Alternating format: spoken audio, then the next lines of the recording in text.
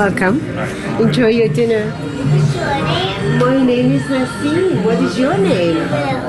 Well, nice to meet you. I cook your food.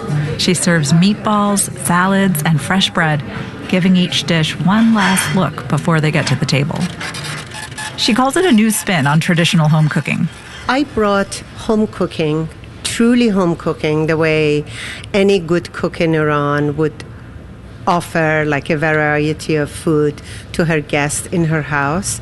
I do that in a restaurant setting with the same level of care. Dinner guest Dr. Brian McNeil is returning to Sofrei, waiting for a colleague to join him. He says Sofrei's intimate atmosphere is what makes it special. I often feel like I'm dining in my friend's home as compared to eating out at a restaurant. That resonates with Ali Khani. She sees Sofrei as a bridge between her two worlds. Many immigrants, they are questioning this duality. What is home? Where is home? Where do I am happy? I'm so happy here doing what I'm doing. It just couldn't be more perfect. The James Beard Awards will be announced tonight, starting at 6:30. Carrie Shaw, WNYC News. In full disclosure, Nassim Alihani and her husband have contributed to New York Public Radio. WNYC produced this story independent of that relationship. WNYC supporters include Apple TV Plus presenting the new series The Reluctant Traveler with Eugene Levy. Eugene Levy visits some of the world's most intriguing destinations reluctantly. Awards eligible, now streaming on Apple TV Plus. Leadership support for WNYC's local and global news coverage is provided by the Jerome L. Green Foundation, partnering with organizations to promote justice and equality for all New Yorkers. Marketplace Morning Report is coming up next, and then in 10 minutes at 9 o'clock, it's the BBC News Hour on 93.9 FM. Let's check in with London to see what they're working on. London, good morning.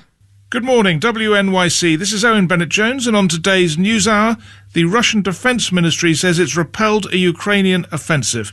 We'll be taking a look at that on News Hour, coming up at 9 on 93.9 FM, WNYC.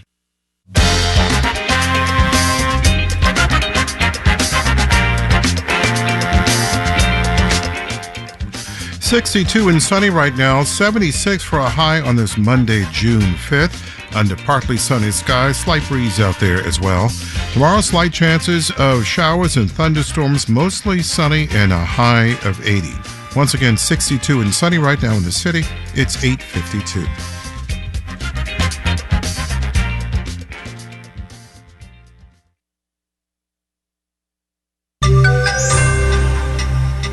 Thinking about curbing government debt and fixing the country at the same time. Marketplace Morning Report is supported by UiPath, providing organizations the UiPath AI-powered business automation platform. More at uipath.com/marketplace. UiPath, the foundation of innovation. And by Odoo, a full suite of integrated business management software dedicated to helping businesses of all sizes with manufacturing, project, and inventory management. Odoo.com. I'm David Brancaccio. Good morning to you. Over the weekend, President Biden signed into law the bipartisan deal to allow the government to remove the cap on borrowing and to pay what it owes, averting default. As we move forward from the cliff's edge now, let's take a wider angle view on the persistent challenge of debt in this country with widening economic inequality. Ray Dalio is a billionaire investor and founder of the world's biggest hedge fund, Bridgewater Associates. He's written extensively on cycles of debt. He doesn't ever want to live through another debt ceiling cliffhanger, but to get there, he says we need a stronger middle in America. Ray, good to connect again.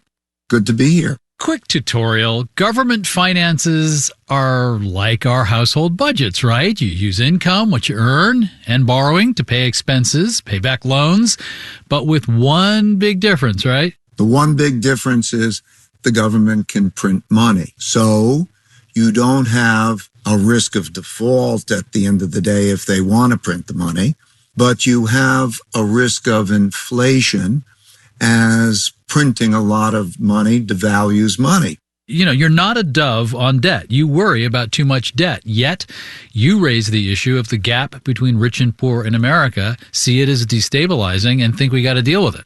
That's right. Education, for example, spending money on educating the population well, making them work well, and so on. There are many areas in which there's a return on investment that is good for the vast majority of population. I believe in the power of putting capital in the hands of bright people who come up with new ideas. It's fabulous. But at the end of the day, it's got to work for most people. And so there are some structural things that could be done to make it work that way. History shows, and we understand, that when you have bad economic conditions like a debt problem, at the same time as you have a large polarity in wealth and values, you have a combustible combination. I mean, one way that comes early to mind about addressing inequality is taxing wealthy people more and redistributing. Is that how you would do it? Yes, particularly if that money is used for raising productivity. I'm not saying it all can be used that way. There's certainly need for social programs and the like. But I want to say that being more productive, such as education and those types of things, infrastructure, various things, so that the equal opportunity takes place, is a hell of a good investment. Always good to talk to Ray Dalio, founder at Bridgewater Associates. Among his books, the most recent one, Principles for Dealing with the Changing World Order, Why Nations Succeed and Fail. Ray, always good to talk to you. It's always good to talk with you, too. The big market story of this morning is Saudi Arabia announcing a deeper cut in oil production to drive up prices, 1 million fewer barrels just in July for now. It's only Saudi Arabia cutting, not the rest of OPEC+. The country's oil minister called the extra cut the Saudi lollipop, implying this was an extra treat for oil producers saddled with droopy prices.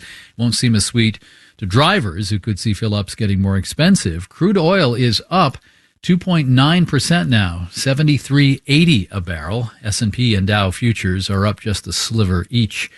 It's getting harder to buy a house in California. It's now Allstate saying it's stopping the sale of new home insurance policies in California, joining State Farm, which said it's leaving the market last week. These moves will put greater pressure on the state of California's last resort home insurance system for those who can't get normal private sector coverage. Marketplace's Kristen Schwab has more. Both Allstate and State Farm say it's too hard to do business in the nation's most populous state as wildfires and building costs increase. State Farm was California's largest property insurer. Allstate was the fourth largest. All this echoes what's been happening in Florida. Most national carriers have pulled out there. The state now has a complicated system made up of small insurance companies. But after years of bad hurricanes, many of those insurers went out of business. Experts say allowing people to live in homes that are uninsured is unsustainable, and insurance rates have jumped in recent years after devastating fires and storms. Right now, the average Florida homeowner's annual insurance premium is $4,000. It's $1,300 in California, and an insurance crunch would likely force homeowners to pay more as the effects of climate change intensify. I'm Kristen Schwab for Marketplace.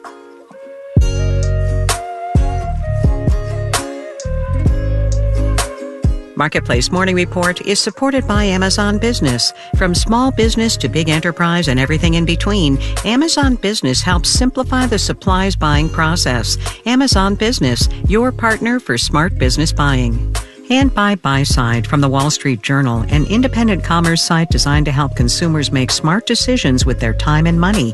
WSJ.com/BuySide. And by Unisys, whose app modernization cloud solutions helps businesses create new cloud-native apps to unlock powerful insights and optimized performance. Unisys, keep breaking through. Spending on construction of multifamily residential buildings went up 25% in April compared to a year ago, according to the census. But that surge in apartment construction could soon cool, as Marketplace's Henry Epp explains.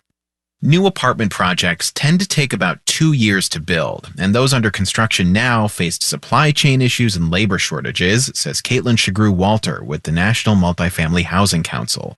So it has taken quite a while for these units to make it through the pipeline. And now there are fewer new projects coming up behind them. Unfortunately, what's going on with interest rates and in the overall economy is making a lot of folks take a pause. So now it just doesn't make as much economic sense to build an apartment complex from scratch, and other developers are scaling back their ambitions, like Jonah Richard, who's renovating a 6-unit building in rural Vermont. Instead of completely gutting everything down to the studs. Maybe we're being a little bit more selective with what we leave and what we take out. The drop in new buildings is starting to show up in the data too. In April, the number of permits for housing projects with 5 or more units was down 23% compared to last year. I'm Henry App for Marketplace. And I'm David Brancaccio. It's Marketplace Morning Report. From APM, American Public Media.